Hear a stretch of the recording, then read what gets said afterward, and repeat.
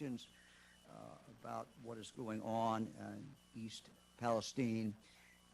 We've tried throughout this to continue to inform the public, everyone, but most particularly the people who are directly affected. So today I brought many members of our team together to talk about the current monitoring that is that's underway, and to really answer any outstanding questions that may still be out there. Today I have experts from the Ohio Environmental Protection Agency, the Ohio Department of Health, the Ohio Department of Natural Resources, the Ohio Department of Agriculture, Ohio Department of Public Safety, Ohio Emergency Management Agency, the Ohio Department of Transportation, and the Public Utilities Commission of Ohio. They're all in the room with me today. Let me go back to February 3rd, 8:55 p.m. when the train wreck occurred. While traveling through East Palestine on Friday night, February 3rd, a north-southern train derailed, causing a massive fire. Around 50 railroad cars were impacted by the crash, including 10 that were hauling hazardous materials. In addition to the fire, there is also serious environmental concerns. U.S. EPA and the Ohio EPA worked to slow the flow of contaminated water, while firefighters worked to extinguish the blaze. By that Sunday, 2 days later, concerns began to arise in regard to the temperature in one of the cars.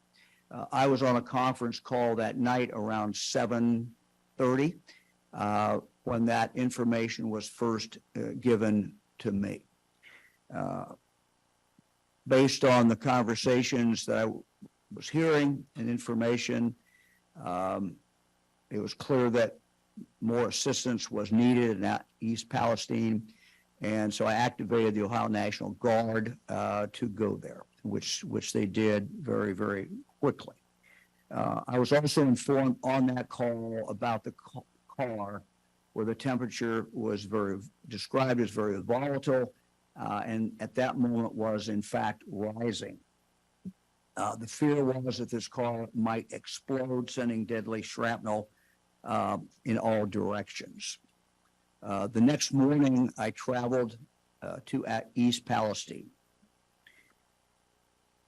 and met with those on the ground, those who had been working, those who represented the railroad, as well as the federal government. It was clear at that point that we were faced with two bad options. One option was to do nothing and wait for the car to explode. I had discussion with the representatives of the railroad, extended discussion. I brought Pennsylvania Governor Shapiro in that through my cell phone, and we went back and forth for a couple hours, trying to just weigh the risk, one versus the other. The risk of the car exploding was described to me as high probability that it could explode. And when I pressed everyone to give me the information about, and also give Governor Shapiro the information, she was on the cell phone listening and asking questions, it came back that the concern was that this would be a catastrophic, what was described as a catastrophic explosion of the car, which would result in shrapnel going out up to close to a mile. We also looked at what the danger was from a controlled release, which is what the railroad felt should be done. Again, Governor Shapiro and I spent considerable time, up to about 2 hours, as I recall, asking a lot of questions about how that would take place. We had the benefit of the Ohio National Guard that had done a modeling exercise. They did that in conjunction with the U.S. Defense Department, who gave them some additional information and help in regard to the modeling. The modeling was then produced into a map, I believe, that we showed everyone that day when we had our press conference. There was a red area that they described as the likelihood of death within that red area would be very high. There's an area outside that, the yellow area, where they also described it would be very dangerous to be there, but not quite as dangerous as it was within the red area. We then made the decision to go ahead with the second option, which was the controlled release. As that was being prepared to be done, we sent back law enforcement into those zones, the red zone and the yellow zone, for the third time to literally knock on doors.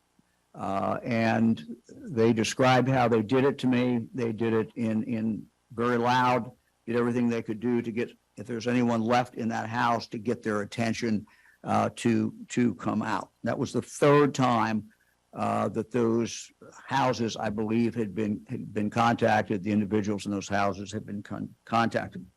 The controlled release did in fact occur. It was, to my understanding, delayed a little bit. There was actually, when we at 3 o'clock, release was supposed to be at 3:30. We wanted to get everybody out of there. We had members of the Guard and the patrol and others who had the area cordoned off.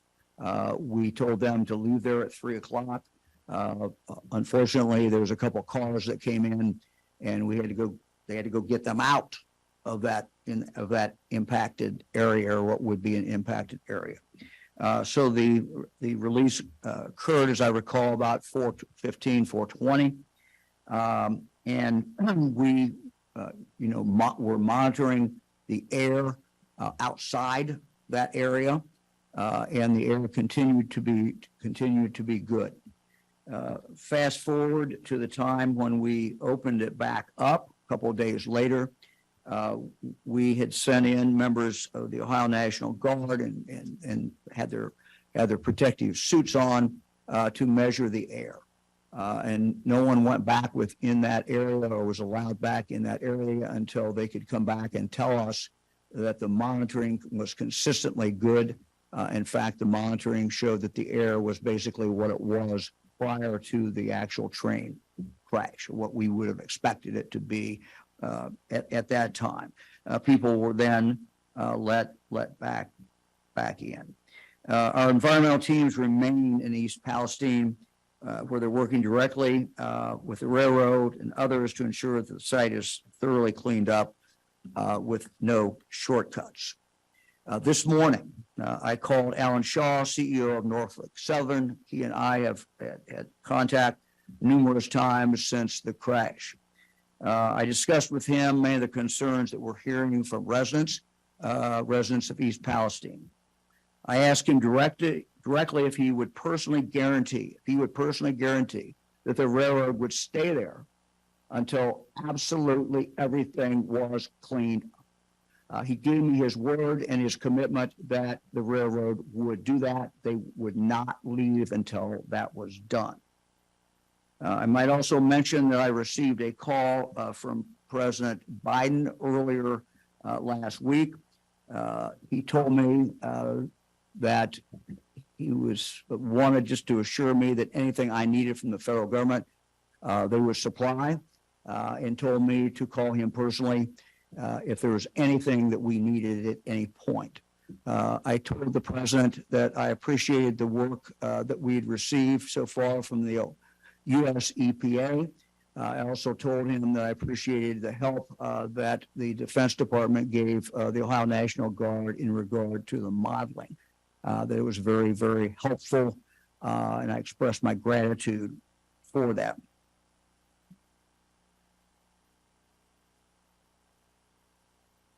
Let me also say that J.D. Vance and Congressman Johnson have been in touch with me. In fact, I just talked to both of them a moment ago again. They've expressed their interest in doing anything that needs to be done. I know Senator Brown has as well. And let me just now talk about something that I did learn today, which I think does impact Congress. I learned today from the PUCO, Ohio's PUCO, that this train was not considered high hazardous material train. Let me repeat this. This train apparently was not considered a high hazardous material train.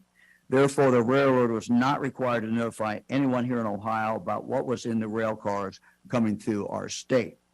I would think that the members of Congress, and I would ask them to take a look at this.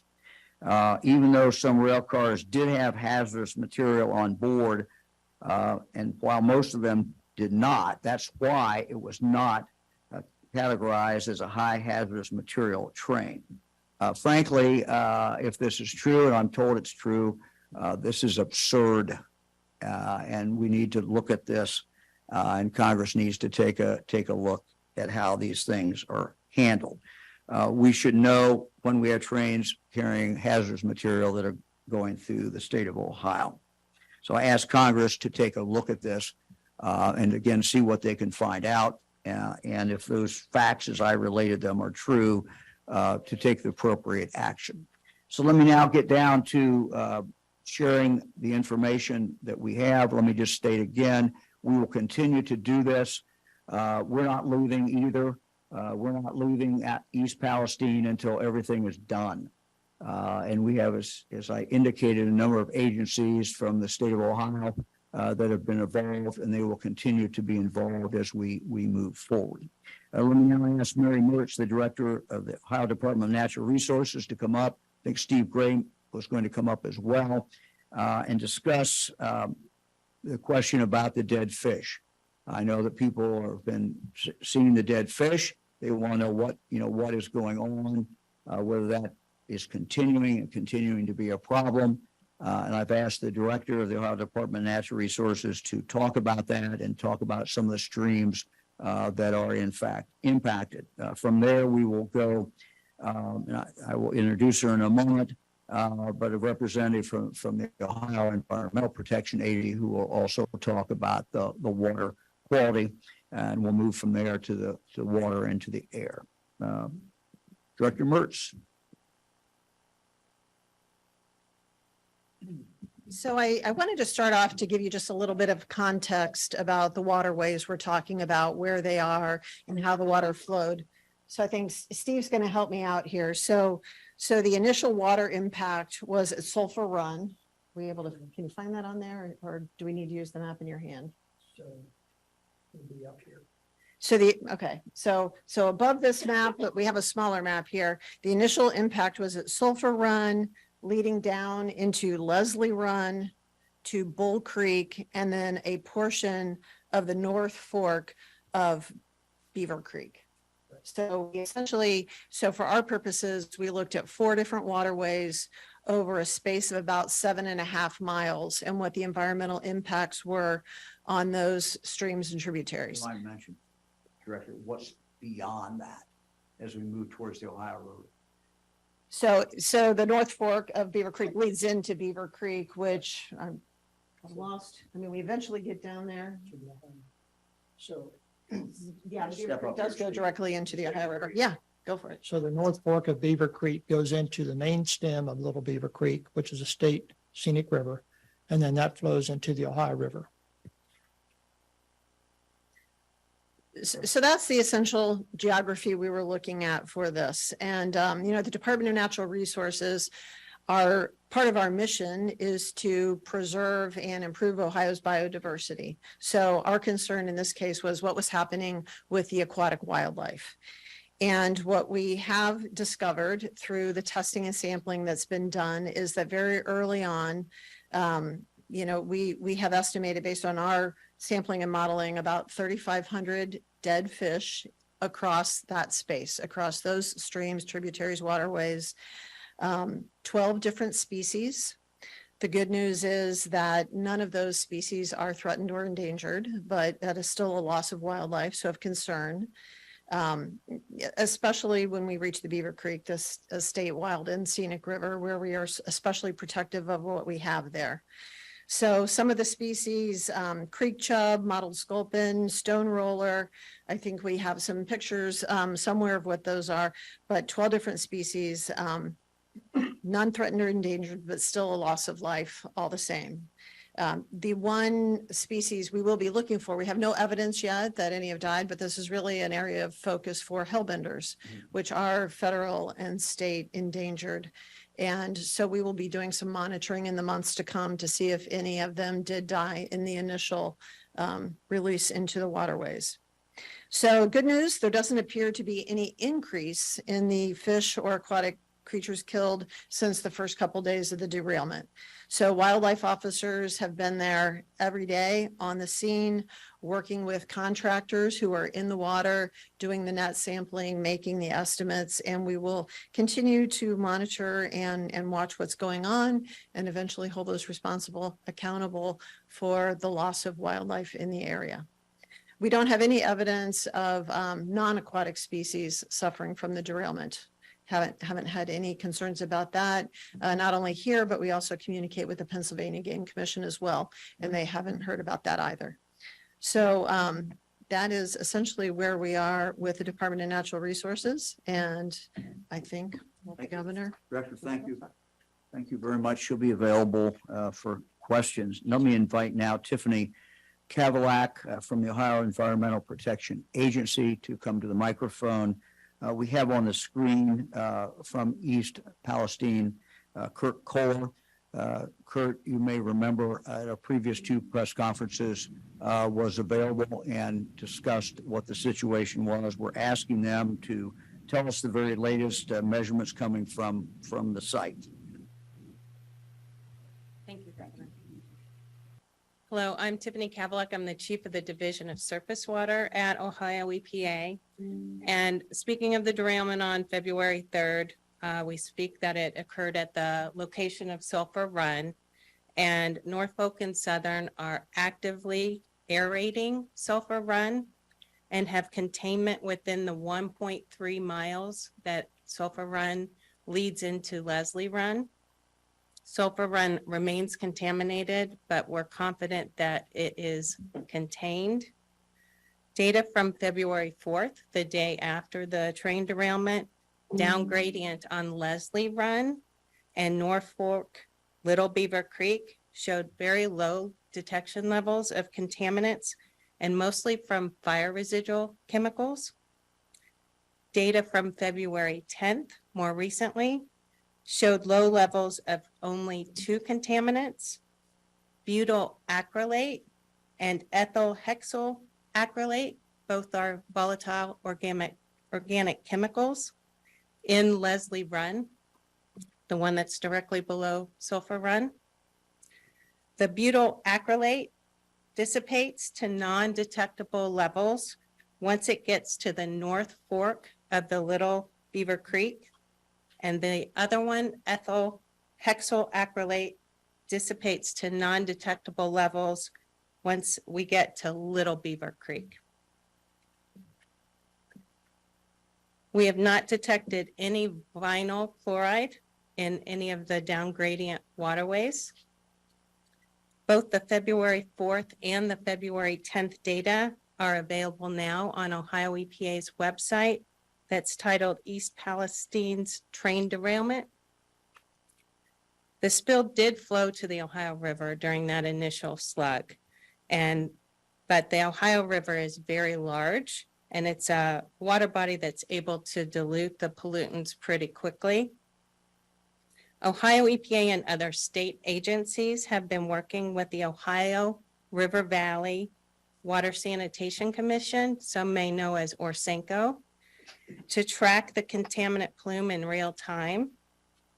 It's moving at about a mile an hour.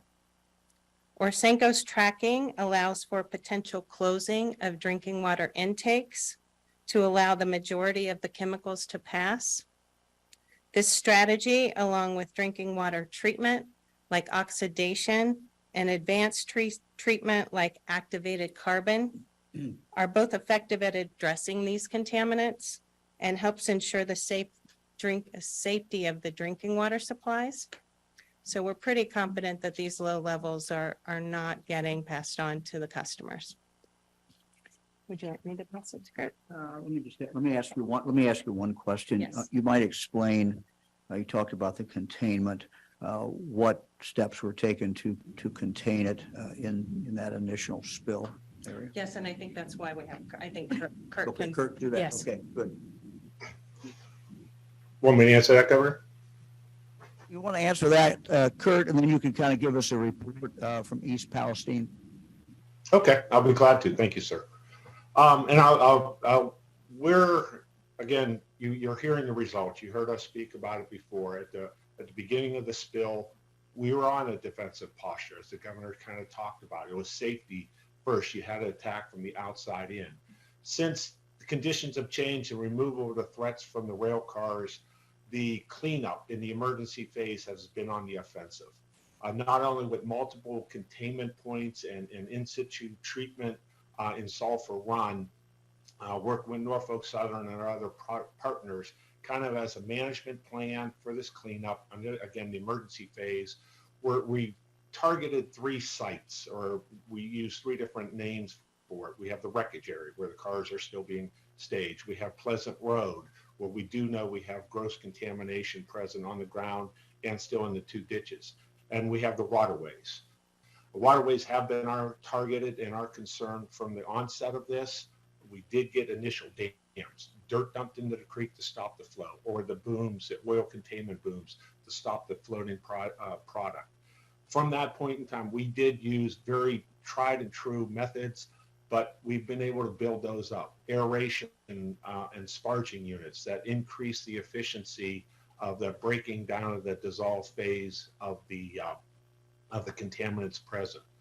We do. Again, Sulphur Run, we have it contained. It is our control area. We're confident that the materials getting out of there and extending down into Leslie Run are good. There is residual material in Leslie Run. That's some of the explanation why there is still some of the detections. We do have aeration in Leslie Run.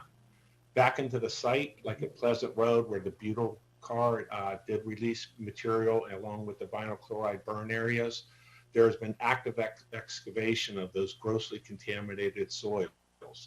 2 ditches that run parallel to the tracks, North Ditch and South Ditch, would both drain into Sulphur Run, have been blocked off.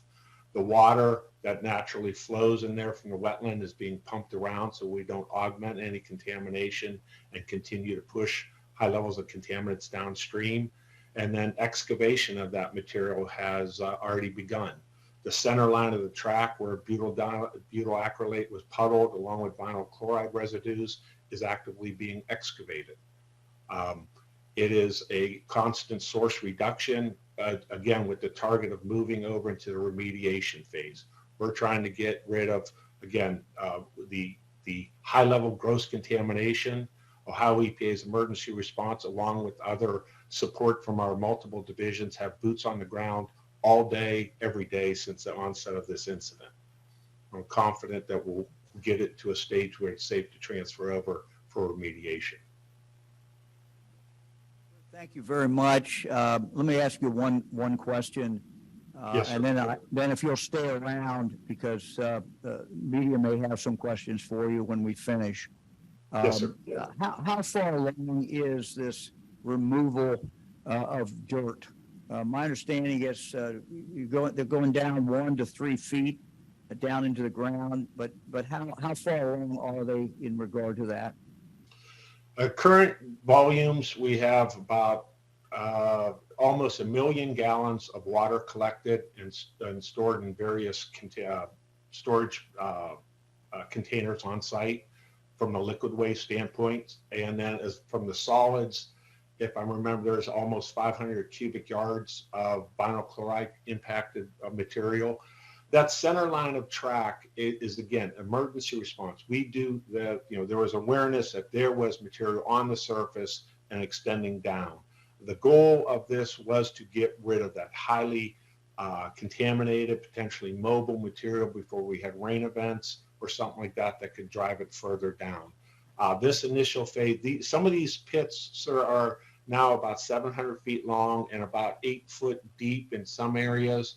And this main excavation going now there's some stability issues. So I think they're reporting about 4 to 5 feet below ground surface down to a hard packed clay. And that is going to all the way from Pleasant Road into where the main derailment occurred. So it'll in the range of 1,000 foot or more. Do you have any idea what percentage of the work is done yet, roughly? From the emergency response phase, that's something we're working. We still have our action items, the ditches, the center line. Again, the waterway is primary. It's moving along. I would hope next week, a lot of the emergency response phases, high-end daily activities should start to drop off. Kurt, thank you. Stay on there in case we get questions. Thank you very much. Appreciate it. Appreciate the work you're doing. Thank you. Let me now introduce Dr. Bruce Vanderhoff, the Director of the Ohio Department of Health. He's going to talk about exactly where we are in regard to the air, the water, and everything from the public health point of view. And Dr. Vanderhoff, one of the things I would ask you to address is the odor. I know people are still smelling an odor. And I wonder if you can, comment about that and what the significance of that is. Well, thank you, Governor. Let's begin by just talking about the chemicals. And the fact is that for the most part, most of the chemicals that we're worried about and that we're talking about fall into a category known as volatile organic chemicals. And you heard that mentioned before, or compounds. Now, volatile organic compounds, or VOCs, it's important for us to recognize, are actually a part of our everyday life. So if you go this afternoon on your way home to pump gas in your car, you're being exposed to volatile organic compounds. You are. If you are burning wood or natural gas in your home, you're being exposed. And certainly, if you are smoking or you live with someone who smokes, you're being exposed to actually fairly substantial levels of volatile organic compounds. Now, the good news is that most people can be around these volatile organic compounds at low levels without really feeling health effects. However, at higher levels, especially over a longer period of time, then we can have longer-term health effects. And that's why there is the concern around these compounds. So the goal from a health point of view in a situation like this is really to make every effort we can to reduce the risk that we're going to take those volatile organic compounds into our bodies. And there are really two paths for that to happen. One is what we breathe, and the other is what we consume. So the effort, as you heard it described, really began at the start with trying to make sure that we had a safe environment as it related to the air that people were breathing. For us as human beings, we've got to breathe. We can't avoid the air. The air is there, we need it, and so it has to be clean, it has to be safe for us. And the good news is, and you heard the governor describe this, by the time we were at the decision point for potentially bringing the people who had evacuated back into the impacted area, we had on hand air testing that told us that the air really looked pretty much like it did before this event ever happened. So that gave us really great confidence when it came to that aspect. But, then there's the second aspect. Even after bringing people back, we made it clear that, hey, the next piece of this is your water source. We want to test that. Now, the good news is the majority of people who live in the East Palestine community are in fact on municipal water. And those municipal sources are deep wells that they were able to intentionally reserve using the most distant ones only for feeding the water supply. But nevertheless, there are quite a number of people who are on private water systems, mostly private wells. We have strongly encouraged all of those people on private wells to get their wells tested, and that will be done at no cost to them. This is something that is part of the remediation, and it's very important for the reasons I just described. Now, if you are one of the people who live in the impacted area and have a private water source, you're not on municipal water, I'd encourage you to call a number. I'll read the number out. You've heard it before. It's 330-849-3919 and indicate, I believe I'm in the affected area and I'd like to have my water source checked. Now, we're strongly recommending those who have not yet had their water source checked to use bottled water. And bottled water is being made available again. Same phone number that you can call if you need access to that. This is going to be particularly important if you are pregnant, if you are breastfeeding, or if you are preparing formula for an infant. So we would encourage you to avail yourself of that water. The bottom line is that from the very start of this, we have taken every step possible to assure that people's safety was first and foremost. And that with the compounds that we're talking about, in consultation with experts at the national level, we have first made sure that we were providing a clean atmosphere, clean air, and now we are actively working to assure that people, for the long run, have clean water. Thank you. Thank you very much. We're happy to take any questions for anyone who's yeah.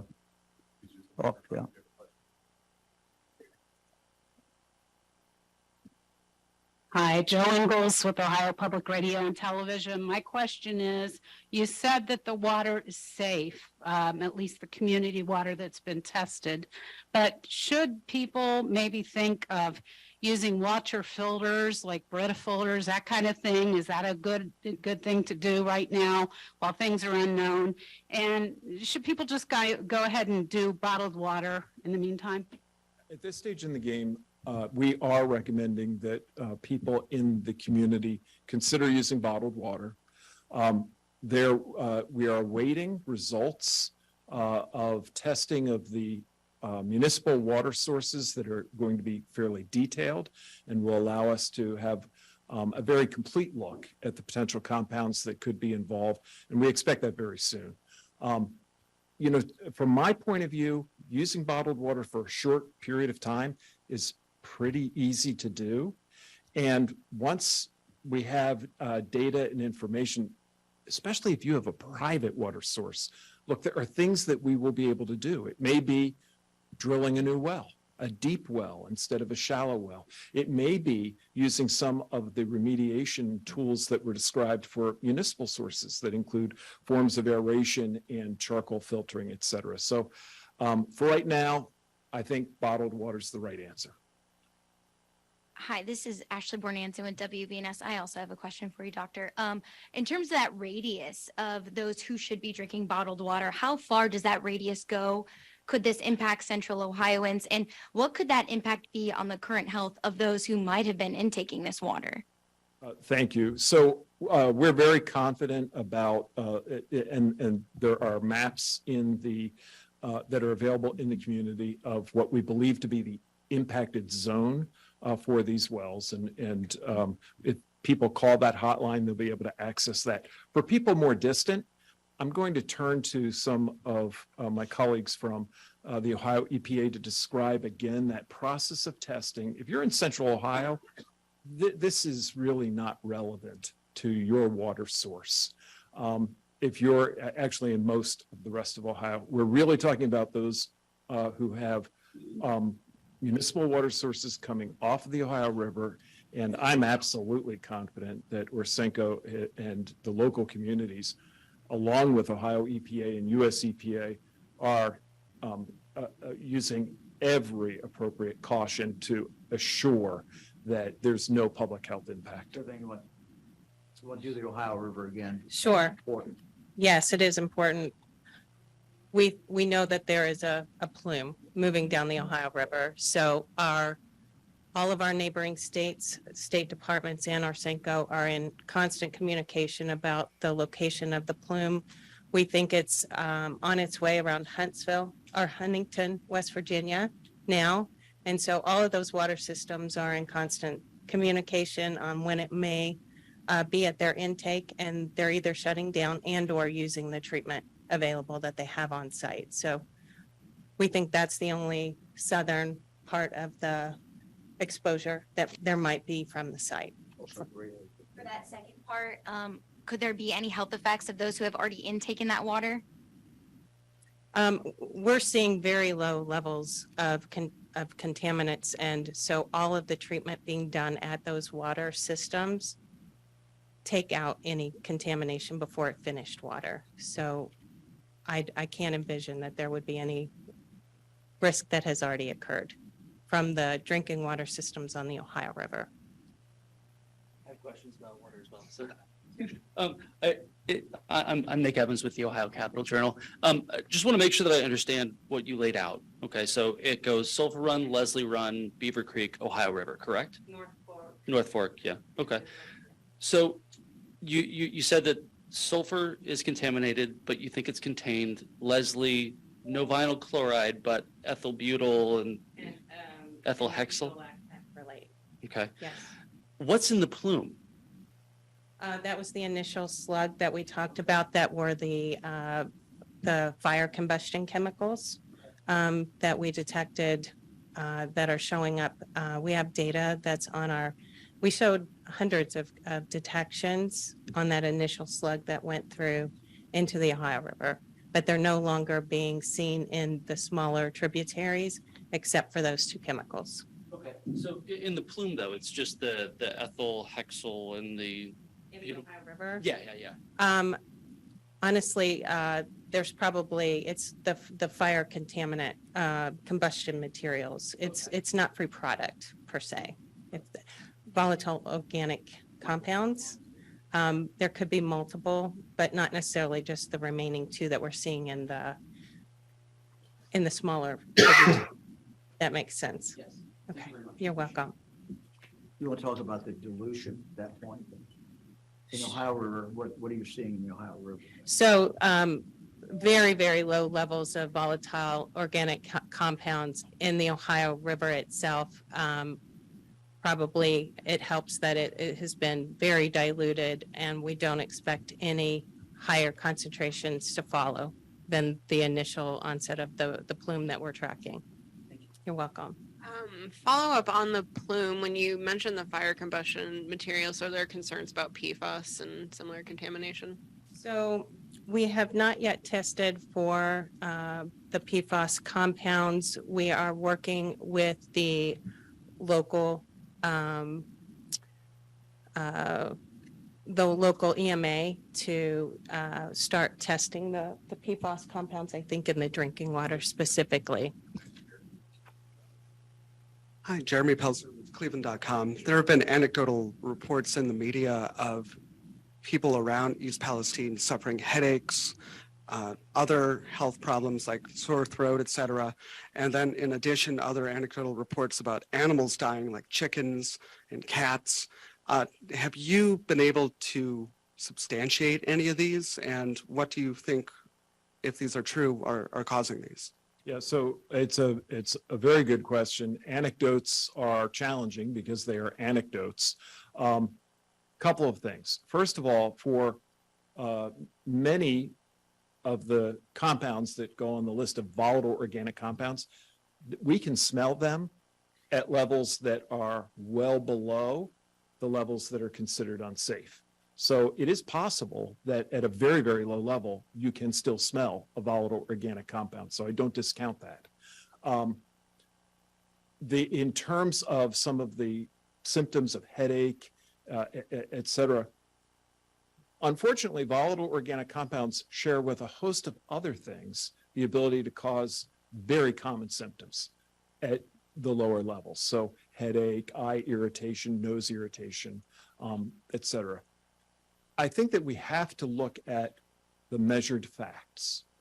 And the measured facts include the fact that the air sampling in that area really is not pointing toward an air source for this.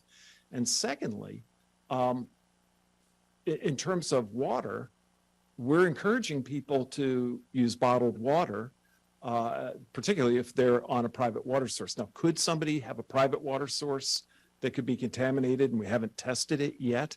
Well, it's a voluntary program and that is possible. I would encourage them to make a switch immediately. Remember, with these compounds, it's not, in most circumstances, just about a single small exposure. It's an equation of concentration over duration. The higher the concentration, the longer the duration, the greater the risk. Everything that we've gathered thus far is really pointing toward very low measurements, if at all. And what I would encourage people who are having those symptoms to do is, number one, contact your medical provider. And number two, call the local hotline to let them know that you're experiencing this so a team can get out and check their environment.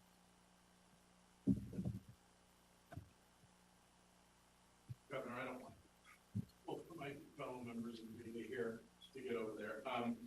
Senator Vance was on Fox News critical of the Biden administration, and even some Democrats have been critical of the Biden administration response. Are you satisfied with the Biden administration response? And is there anything you'd like to see more out of the administration as far as help with this?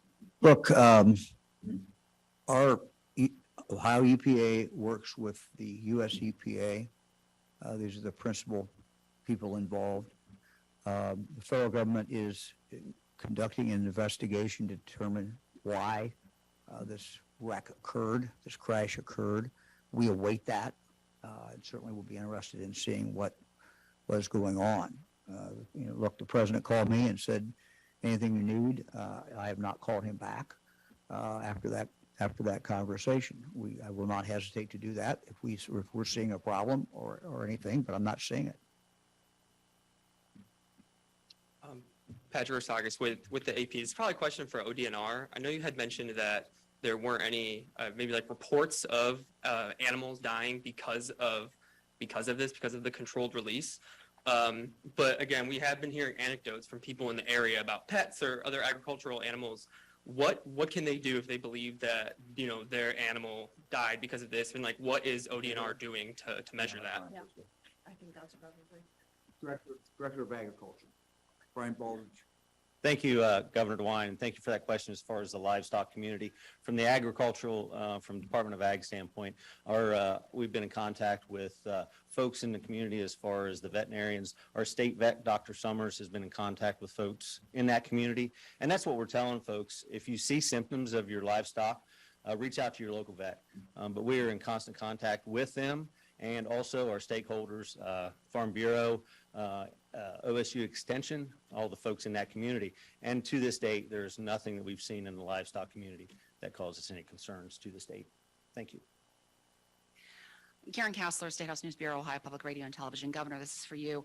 You've said that you fully expect Norfolk Southern to pay all the costs. You said you've gotten a commitment from them that they are going to stay on site till everything's cleaned up. Are you confident that they are going to pay all those costs? And there are reports of people having trouble even cashing these inconvenience checks. What do you tell those folks? Well, look, Norfolk Southern is responsible for this problem. We fully expect them to live up to what the CEO committed to me, and that is that they will pay for everything. If they don't, we've got an attorney general here and that will file a lawsuit. So, look, they're responsible for this. They did it. This is the impact on this community is huge. Not just the physical problem might be caused, but the inconvenience, the terror, many things. So yes, we've already seen lawsuits filed. I'm sure there'll be more lawsuits filed. But my objective is to do everything we can to get this cleaned up as quickly as we can. And I think by continuing to talk and reveal what we're doing, what the testing is showing, I hope that people will continue to have confidence in what's going on. But I understand people's skepticism, and I understand their anger. And if I lived in the community, I would be angry too. The railroad caused this problem. They're going to be held accountable. Hi, Anna Hoffman, WCMH TV. I know there's going to be a full investigation into how or why this happened, but are there any early indications pointing to deliberate actions to make this train derailment? I have no indication of that. About these $1,000 convenience checks, as far as you know, does receiving one of those checks absolve the railroad responsibility? What strings are attached to these checks people would receive those? You know anything about that? Well, I don't want to, but I don't think that resolves them of any, or absolves them, excuse me, of any responsibility. They're still responsible for any damage that they've caused. For online questions. All right, we'll go to the online questions. Hi. Hi, yeah, this is Matthew Cunningham Cook with The Lever. Just wondering who besides Norfolk Southern was consulted on in this decision to do controlled release? Was there independent information collected by either the state of Ohio or the Commonwealth of Pennsylvania that allowed you to make a decision about the controlled release independent of what was being provided to you by Norfolk Southern? As I indicated, we consulted, the Ohio National Guard was consulting directly with the Defense Department. The modeling was very important. We wanted to know exactly what the ramifications of the modeling would be, or of the explosion would be. So yes, we reached out to every expert that we could find. Next question comes from Craig Cheatham, WCPO. Good afternoon. I just want to mostly make sure that I'm understanding what several of the speakers have said. One mentioned that the contamination, the so-called plume, is moving at about a mile an hour. I want to make sure that that is correct, and that right now it's believed to be in Huntington. And so what I'm asking is, how big of a threat is that plume perceived to be for the communities that are downstream? And how long do you believe it will be until that plume and what's in it reaches Cincinnati, which is the largest city downstream for quite some time? Thank you. Hi, thank you for your question. It is on its way to Huntington. I don't have the exact mile markers of where it is right now. Orsenko would be able to tell you exactly where that location is at this time. The farther it travels down the Ohio River, the more it is dissipating, the less concentrated the contaminant plume is. So the farther it heads down the Ohio, the much less risk that it is. And we haven't seen a risk even at the most closest points to East Palestine. So we would not envision anything from this point forward impacting any of the further drinking water supplies. And I will say that the Cincinnati water plant themselves have been extraordinarily helpful in tracking the butyl acrylate chemical itself. It was a brand new chemical that we did not have a methodology for, and Cincinnati is performing that analysis for all of the drinking water systems north of the Ohio River. Next question comes from Megan Lowe with Verify. Hi, I also have a question for you, Tiffany. One of our readers asked if if the EPA is testing any soil samples following the derailment. Can you speak to that and what the EPA has found so far, if so? I would like to turn that question over to Kurt Kohler, who's on site. Yes, that is ongoing. It's twofold. Part of, again, that remediation phase, what's called a geoprobe, which is able to push rods down into the ground, pull soil up from at depth, is ongoing. That is going down both sides, the center line of the track, both sides, all the way through Pleasant Road and beyond the derailment areas east. Separate soil samples have been collected within other areas of the vinyl chloride as part of the characterization and preparation for waste disposal. And again, Norfolk Southern has also taken advantage of the excavation and planning for, again, what would be foreseeable remediation efforts and ongoing collection. So yes, sampling is being done. I know our Division of Surface Water is already preparing work plans are in place for both potential sediment sampling and long-term surface water sampling along the various waterways. So that is in development, yes. Kind of a layman's question, but I assume that that they will not leave and will not stop removing dirt until they can go in and get samples of what's remaining, and there's no evidence that it's there. Is that right? I mean, they're going to go back in and make sure that when they think they're done, they'll be back in and sample and make sure that there's nothing showing up. Yes, sir. That's again, two-phase approach. Attack the grossly impacted in the emergency response phase. Get data while you can to build out the long-term remediation plan for both soil, water, other impacted media. Thank you. Our next question is from Mike Fairchild, NBC 24 Toledo. Thank you, Governor, for taking time out today. You earlier in this press conference referred to it was absurd that this train was not considered high hazardous. And it seems that in 2020, the Department of Transportation allowed rules to be laxed, I guess, to allow 100 or more tank cars filled with gallons of liquid petroleum gas, which could be also even more dangerous. What would you say to, you said that Congress needs to change this. Is there something that you can do as a governor to change the way these bomb trains are transported through the state? Thank you. Yeah, my understanding when we're dealing with a railroad, governor's power is very limited. This is generally a federal government thing that they basically preempt us on the control of the railroads.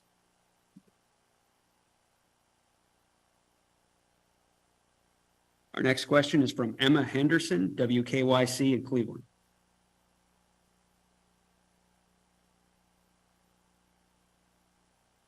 Emma, are you there? All right, we'll move on to Courtney DeGeorge with Fox News. Hi, this is for everybody at the press conference, but there's been a lot of people who live in the area who have expressed concern about going back into their homes despite being told that the air is safe and the water is safe. Can you just speak a little bit to the validity of some of their concerns that people are getting headaches and what that might mean in terms of long-term effects that this will have on their bodies? Should they be concerned about potential cancer clusters that might arise as a result years down the line? And also, Governor, if you were to live in the area, would you feel comfortable moving back into your home?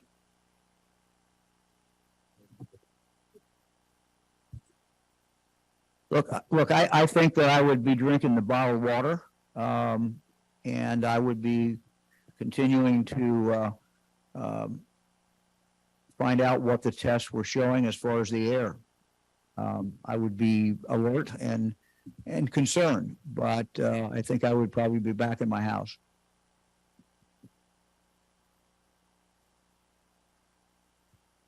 I think that was a very good answer.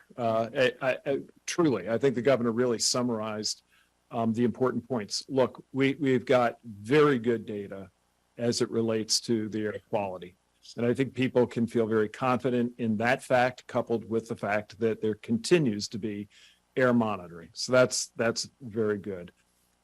We have no indication that the municipal water supply is not safe. However, we do have testing that is pending, and I think it's a relatively easy thing to do to use bottled water for a short window of time.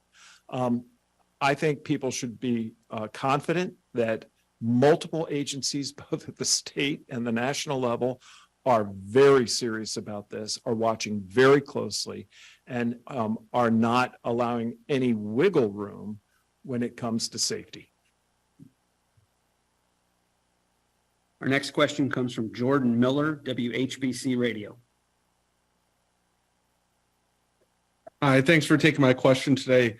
My question is, will Norfolk Southern, are they going to pay for any autopsies for these animals that are being found dead? There's chickens that people are worried about. I know there's a report of a dog in the East Palestine area that has been circulating on social media. Is that something that people can confidently go to their vet for and turn over a bill, whether the vet determines that the animal, the livestock passed away because of the chemical releases, whether they determine that or not, can they rely on Norfolk Southern to handle that bill?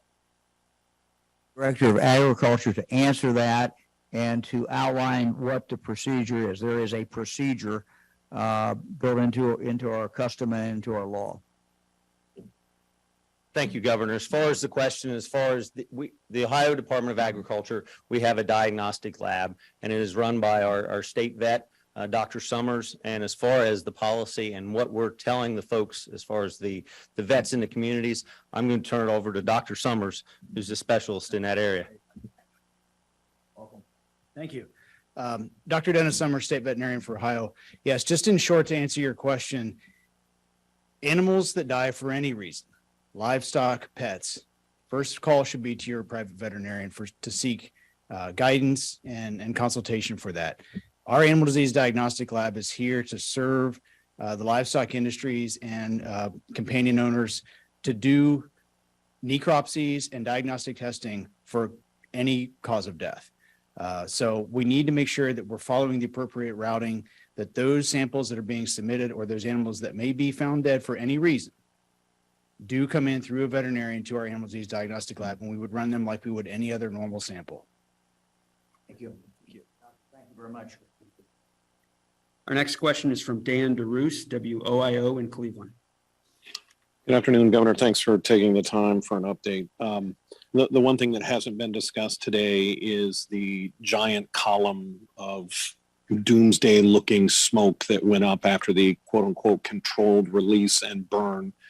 Are we just supposed to believe that that just disappeared, that went up into the atmosphere and just went away? That had to have come down somewhere. There has to be a blanket of whether it's soot or chemical, whether it was the wind sort of shifted that evening, so it kind of went instead of just to the south east, it kind of started to go straight east and then a little to the north. I mean, this has got to be on the ground somewhere. And if we're talking livestock, if we're talking pets, if we're talking kids out playing, there's no concern more than a mile out, 10 miles out, 20 miles out, 30 miles out. What happened to that smoke, and who can give those answers? Let me see who can, if we've got someone who can answer that. I don't think there's anyone here who's volunteering. So, and look, what we're trying to do is be very, very careful, follow what the science is. I don't know what the science is in regard to that. But we'll try to get you an answer. If we can't get it today, we'll try to get you an answer later. So I will say the only thing I can say for sure is that we were monitoring the air. And this was a relatively small area that we had cordoned off and told people that they need to leave. We were monitoring the air in real time when that went up in the area right outside there. And that quality of air remained good the entire time. we later, the next day, went in, of course, within that area, the red area and the yellow area, and started measuring it, and it was good. But at the moment when it went up, we were still getting readings. My understanding is they're still getting readings right outside that area that indicated that it was good. But I cannot answer your question. What happens when that goes up? We'll see if we can get you an answer. Governor, this is Kurt. I could add to that. Following the fire and the predicted plume, various communities did report odors or haze, and teams from both US EPA and all did respond to those areas throughout the night to verify them. And again, no elevated readings did occur for those constituents. So that did go on throughout any of the areas where citizens were reporting problems outside of East Palestine. Our next question is from Deanne Johnson, Youngstown Business Journal. Yes, Governor. Real quick, the soil that is along the tracks, I'm hearing that they're talking about they're excavating it and pulling it out of there. Twofold question, the trains continue to go through. Is that safe to have those trains still going through there if things are a little unstable? And secondly, where is all this soil going? There's talk of things that are sitting in East Palestine Park in large containers. Is that where the soil is being transported? Let me ask Kurt if he knows.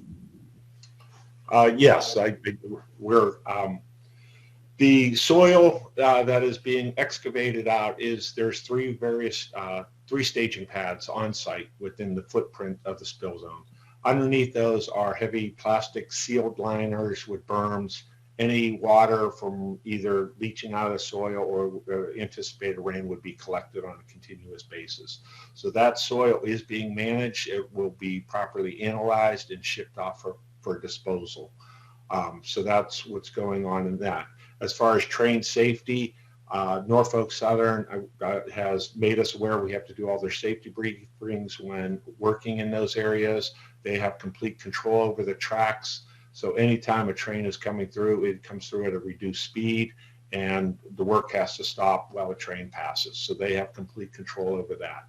The wastewater storage, those big blue mobile storage tanks, they do hold 21,000 gallons capacity. We have them at various staging areas, depending on the work locations, like the one you referenced in the park is in the event we would have to pump material from the creek into those. Again, they are safe, they're sealed off. You don't have any direct access to the material inside.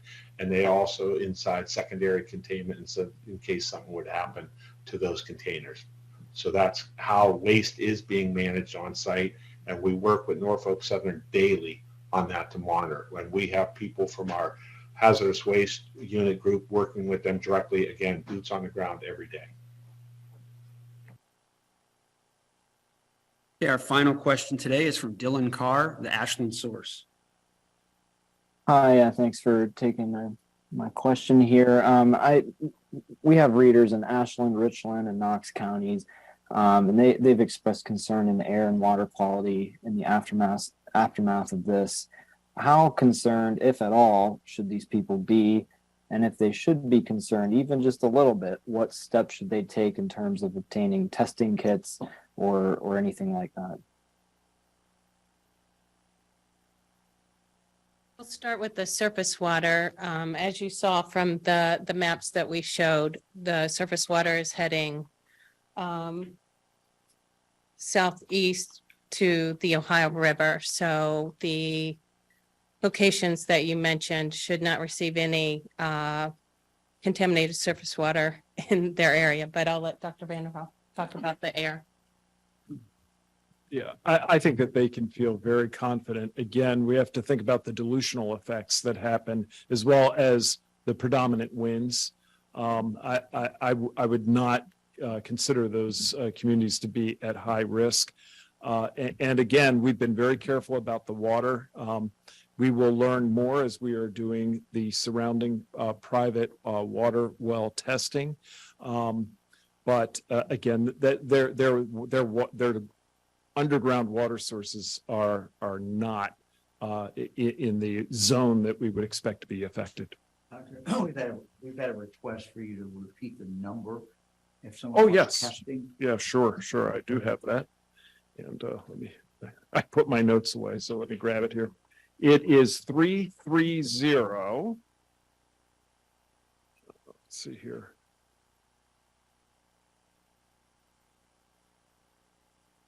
Oh, here it is. Sorry. 330 849 3919. I'll do that one more time. 330 849 3919. Anybody else? Find positive tests in private wells, will that be made public? Yes. Yes. Yeah. Anybody else? How soon are we estimating people will have to get that bottled water? So a part of the challenge is people signing up. This is a voluntary activity. So if you've got a private water system and have not called the number to get on the list to get tested, please do. The turnaround time does not appear to be long, but it is a matter of days. So we'd like people to sign up for that testing in that area as soon as possible. This is related, but related, I guess. There were reports that you were not necessarily looking at any sort of action regarding the adjutant general and the reporter who was arrested. Is there going to be anything after this? As you know, this matter was turned over by the local county prosecutor to the attorney general. I remain, have the same opinion I had the first day, and that is that I would hope that charges would be dropped. I think that would be the best thing. Whatever happened after the general walked away, the reality is that the reporter should not have been stopped, period. So it shouldn't even started that way. And I understand, people may have different feelings about what happened afterwards, but the initial stop, the initial confrontation, or the initial contact never should have occurred. So taking that into consideration, it seems to me that everyone would be better off if we just, if the attorney general could see fit not to proceed with any kind of prosecution. Yes. Yes. Look, I think the general, regrets that. I explained to him, how press conferences work, and that frankly, that sometimes during a live press conference, someone will be reporting directly. Someone could be right now standing back there and reporting if they wanted to, and they have the right to deliver the news however they want to deliver the news. So yes, we've had a conversation, and he regrets the whole situation. So we will continue to keep you apprised. We don't plan, at least, on doing a press conference every day. What we do plan on doing is every day, at least once a day, release the information, any new information that we have. So you can expect that to come from the governor's office. You can expect that to come as a kind of a day's summary of what is going on. That does not mean there won't be other information that's posted in different forms, but coming out of the governor's office, we're going to try to summarize it once a day, get it to you in time so that you can utilize that. So thank you all very much.